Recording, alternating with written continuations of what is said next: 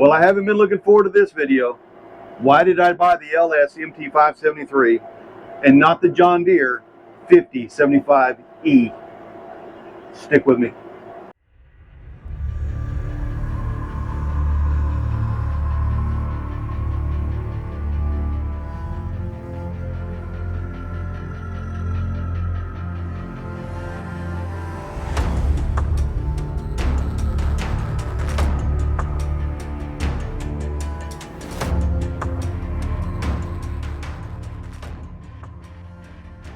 So first thing we need to say, John Deere makes a great tractor. They make a fine tractor, and there's nothing wrong with the John Deere tractor. There's nothing really wrong with the loyalty of a tractor, but what is wrong is to say that if you don't buy a John Deere, you're not buying the best tractor out there. Do your research. John Deere makes some of the best row crop tractors there are. There's no doubt about it. They are expensive, and they are a lot of times out of the price range of the smaller guys, the smaller farmer. John Deere is just not the tractor that maybe they can afford. And so there are other tractor brands out there. I know it's hard to believe, but there really are. And so today I am going to attempt to explain to you why I chose the LS over the John Deere and why I would have chosen other brands over the John Deere as well. Let's get past the idea of looking at tractors that are not in the same criteria as the tractors that we are looking at. When I was doing the comparison of the John Deere tractors, I started off looking at what I thought would be the most comparable tractor, which was the 5075M. Okay, there's two, John Deere has two 5075s. One is a 5075M and the other one is a 5075E. They are two different tractors, although they do have a lot of the same type of specs. The 5075M is the one I started looking at, and I quickly ruled it out. So we're not going to go through a lot of the specs on the 5075M only because of this reason right here. The base tractor, the base with no cab, was between $66,000 and $67,000. That is a 73 horsepower tractor. Once I added a cab to it, I was up to that was another $14,000. And then once I added a loader to it, we were up to another $11,000. We were at $92,000. It's how much? And the two tractors still don't compare. They just don't. And I could have bought two tractors. Two tractors? Two of them. You can argue all day long about the quality. You can argue all day long about that kind of stuff, but we're going to talk about that in a minute too. Also, these tractors are not made in the United States. Even the website on John Deere says they're not. They're actually made in India. They're assembled in the United States. Even the cabs have a sticker on them that say Mexico on them. They say that the cab is made in Mexico. So before we go there and say that the John Deere tractors are made in America, yes, they're assembled in America, no argument whatsoever. Is it an American company? Yes, it's an American company. There's no argument about that. The argument is, are they made in America? They are not. They are made in India. From what I can see, that is on the website. So if I'm wrong, the website is wrong. By the time I finished my comparison of the tractors, and it wasn't just the LS against the John Deere, I was comparing other brands as well. And by the time I started doing that, and when I got to the final price tag, and I still didn't have, everything that I wanted on the tractor, I was at 92,000 plus for the tractor. That wasn't going to happen. I don't have that kind of money, and neither do a lot of small farmers. So that tractor was just ruled out completely. What do you mean? I didn't stop there though. I gave John Deere another chance. I mean, I looked at the E series or the 5075E, which is a little bit cheaper tractor. Looking at these two tractors, I am going to go through the specs with these two tractors because I think it's important, and you can see that they are comparable. And I know this part of this is a lot of times a little bit on the boring side. I get that. But it needs to be done. It's part of shopping for a tractor. You cannot buy a tractor based on color alone. Let's start with the John Deere. The John Deere does use a 3-cylinder turbo diesel engine. It is a 73 horsepower. It's actually 73.7 if we want to get technical. The LS does use a 4-cylinder turbo diesel engine. It's a 73 horsepower diesel as well. Both tractors are Tier 4 compliant. John Deere does use a DOC system with an EGR, whereas the LS uses a DPF system with a DOC and an EGR to meet the Tier 4 standards. John Deere, on their standard 5075E tractor, uses a different transmission. They use a synchro shuttle shift, which is only a 9 forward and 3 reverse gears. They do have an option for a power reverser, but it's a 12 forward and 12 reverse. They do have as well an option for a creeper, but from my research on this, it only comes in the synchro shuttle, which is the 9 forward and 3 reverse. Whereas LS had a 12x12 forward and reverse transmission that was a power shuttle standard, and it had the creeper gear in it already, which you can use in both the low and medium range, and that gives it a 20x20 transmission. Their hydraulic flows were different. Not by much, though. I just want to bring that out, though. John Deere has a rate of 18.2 total rate, but then at the SCV, it's 11.4, whereas LS was 13.2 for the implement, as they call it, the implement. And then they have a steering pump of a 6.6, which is a total of 19.8. The 3-point hitch lift capacity on the John Deere was 3192, whereas on the LS it was 4,079 pounds. The John Deere came standard with one remote. Keep in mind, we're talking about the 5075E. It came standard with one remote. You could have the option for two, whereas the LS came standard with all three remotes, everything's installed and done. The tractors did weigh different. The John Deere weighed just a little bit more. The John Deere weighed 6,812 pounds, whereas then that's the shipping weight on the tractor alone. The LS is a tractor alone as well, weighed 6,669 pounds. So there was a difference there. John Deere came with two different loaders depending on which tractor you bought. If you bought the 5075M, you got what they call their 540M loader, and if you buy the 575E, it came with a 520 loader. But that doesn't really matter as much as just knowing that the 520 is the loader that we need to be looking at. The lift capacity, from my understanding, is about 3,522 pounds on that loader. LS was 3,626 pounds, so there's a slight difference there. Breakout force on the John Deere loader was around 4,641 pounds, whereas, again, going back to LS, they have a 6,644 pound breakout force.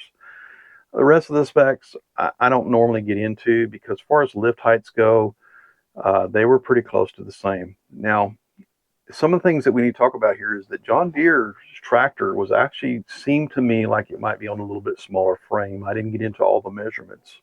But let's talk about some of the things that I found on the John Deere that I was very surprised and really turned me away from them. Some of the things that actually bothered me about the John Deere tractor that I was surprised because I had such high hopes for John Deere. I really did. I didn't walk into John Deere going, I'm not buying a John Deere tractor. I walked in John Deere expecting, I guess, something different. It's kind of like getting ready to go to the movies and you're getting ready to watch a movie that has been hyped up so much by people, and then you get there and you watch it and it's just not as good as you thought it was going to be. Well, that's how I felt about the John Deere when I got there and I started looking at it. When I was at the back of the tractor looking at the 3-point lift system, very surprised to see the arms, how small the threaded arm is on the lift back there. I did not expect that. It was no bigger than the size of my index finger. On the end of the lift arms, those arms, the casting was horrible. All I know is it looked bad, And if it wasn't for the thick paint on there, I bet it would have looked a lot worse. The stamped steel they used on the steps, not only for the steps themselves, because LS uses stamped steel on the steps, but far as the actual support that holds those steps, the two side brackets, those were stamped as well. They're just a thin stamped steel, whereas LS uses about a 1/4 inch piece of steel on both sides of their steps. The hood, it was very flimsy when I opened it, and the hood latch is 100% just screwed right into the plastic. So when you shut the hood, all the pressure is held with the hood latch is held to that plastic hood. They could have put the bracing in there. LS did. LS put quite a bit of bracing in theirs, and they do use a steel hood. And some of the plastic hoods are really good. If a branch falls on them or something like that, they don't dent. They may just bounce back. And so there's an argument to be made for plastic hoods. But in my opinion, there's not a good argument for just screwing steel brackets and so forth directly into the plastic, especially for a hood latch, and expect that that's going to hold up over time. I just don't see it. It was not a flat floor tractor like the LS is. And many of them, actually, the John Deere was the only tractor I looked at that had that transmission hump in it. And I was very disappointed with that. I know that the frame size of that tractor might be a little bit smaller than some of the other tractors, but it's supposed to compare with these tractors. The drawbar, they used stamped steel again back there where the drawbar is. And I don't know if they were supporting a lot of weight off of that, but it seemed as if that was what held the drawbar in place, or partially of what held the drawbar in place. I'm pretty sure that there's some heavier steel that was up under the tractor. But when you look at the back of the LS, it is not like that. It is solid, thick steel. The quality of the cab was disappointing to me. It really was. I was very surprised when I was looking at the quality of the plastics in the John Deere tractor. It was not up to par at all. And I complained about the plastic in the LS tractor. They were loose. You could tap on panels and they would just vibrate. And you could see that they were not. It wasn't assembled tight. These are expensive, and yet the plastics are just cheap. I reached over and grabbed the remote lever just to grab it and to see how it functioned and how it felt. The cheap handle that's on that thing fell off in my hand, literally come off in my hand. And when I was done looking at this tractor, I walked away. No way am I buying this tractor. No way am I buying a John Deere. Not based upon these qualities. Now you can look at the LS cab. We've got pictures and all kinds of cab pictures, and you can see how the layout is in the LS tractor and how well it was laid out. I didn't feel that way in the John Deere. I really didn't. Now there are a lot of people that are going to argue with me about that, and that's okay. It's a preference thing. It's your way you want it laid out. But I really like the layout in the LS tractor. The control knobs or levers for your 3-point, for your draft control, for your remotes in the back, all of that are not junk. The rear wiper, not on the John Deere. It was an option. You could option for it, but another thing you have to pay for. So another thing John Deere didn't have was a D-clutch button. And another thing they didn't have was a third function. Didn't come with the tractor. It was an option. Oh yeah, John Deere doesn't have this lever to lift your 3-point. How much money do they need? So the 5075E was pushing $80,000 by the time I put options on it. And I didn't put all the options on it that the LS had on it. By the way, that's $30,000 more than I paid for my tractor. Maybe a little more than that. I'm just talking about 2 remotes, a front end loader, a cab, and I did go with a premium cab, so I would also have the air ride seat in it. But $80,000. It's how much? Okay, that's ridiculous. Remember, we're talking about the small farmer out here trying to just, raise a little bit of livestock and plant a little bit of ground and that's it. You cannot base your opinion on things from way back in the past. Things change over time. Things get better or things get worse. This is a video that I really did not want to do, and it's because of the John Deere Mafia that's out there. I don't see in that John Deere 5075M close to $100,000 worth of tractor.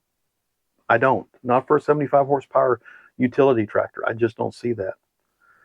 In the 75E, I don't see close to $80,000 in that tractor. I don't see it. The quality's not there. You might see it. I don't. So look, there was more things about the tractor that it didn't have than I mentioned. And I didn't mention them because after I hit that price range, I just stopped looking. There was no reason to continue looking at this tractor anymore. It didn't have what I wanted on it, and the price was out of my range. So I moved on. Hey, look, we appreciate everybody that's been tuning into the channel. Look, I'm not in this to bash other brands of tractors. I'm not. I only started this because I bought an LS tractor and I wanted to review this tractor. I've never owned an LS tractor before. I've looked at them before, but never owned one. I've owned some other brands, but this is new and we want to give it a shot. We wanted to give it a chance. And I'm hoping that it's informative to you guys out there that are out shopping for tractors. I'm not here to bash John Deere. I'm not here to bash Kubota, Coyote, TYM, Mahindra, any of those brands. Do us a favor, hit that like and subscribe button. Until next time, thanks.